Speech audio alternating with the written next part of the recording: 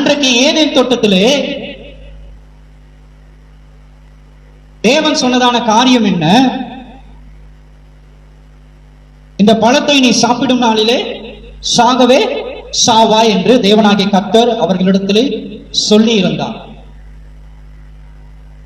இவர்கள் செய்ததான காரியம் தேவனுடைய வார்த்தைக்கு கீழ்ப்படியாமல்